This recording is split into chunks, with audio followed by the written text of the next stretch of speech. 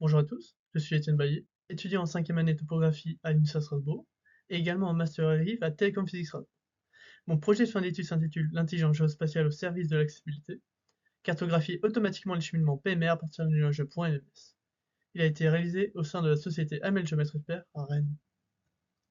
Comme le nom du projet l'indique, nous nous intéressons ici à l'accessibilité des villes pour les personnes à mobilité réduite, qui peuvent être des personnes en béquille, en fauteuil roulant ou bien des personnes malvoyantes. L'accessibilité d'une ville se traduit par la facilité de se déplacer entre différents lieux, et par conséquent, il existe des prescriptions techniques déposées par l'arrêté du 15 janvier 2007 concernant les pentes, les dévers et les largeurs de trottoir des cheminements piétons.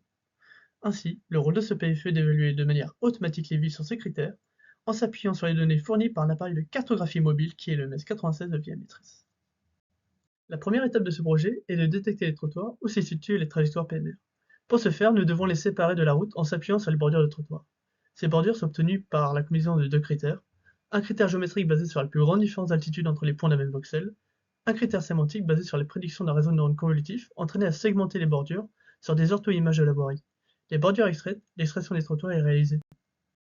Ensuite, nous souhaitons déterminer les trajectoires PMR à partir des trottoirs extraits.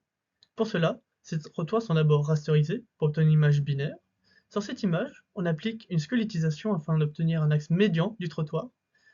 Cet axe est vectorisé, puis simplifié pour obtenir finalement notre trajectoire PMR finale.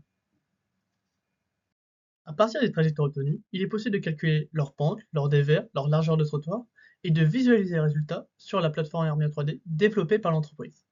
Pour les pentes, on sépare les conformes et les non conformes tout en catégorisant leur pourcentage avec un gradient de couleur.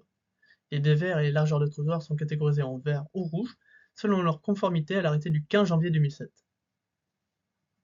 Une ambition de l'entreprise était de tester la collision d'un gabarit représentant une personne en fauteuil roulant avec son environnement. Alors, c'est pourquoi nous avons décidé de modéliser un cube et de le faire se déplacer le long de ses trajectoires. Ensuite, il est possible d'afficher les points entrant en collision avec le gabarit pour étudier l'objet problématique qui peut être des lampadaires, des voitures ou bien des haies.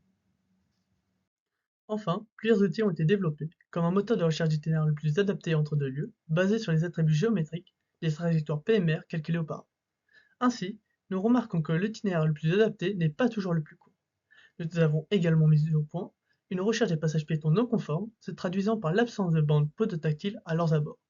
Vous souhaitez en savoir plus? Je vous invite à ma soutenance le mercredi 23 septembre à 13h30 en laboratoire topographie à l'INSA Strasbourg. Je vous remercie de votre écoute.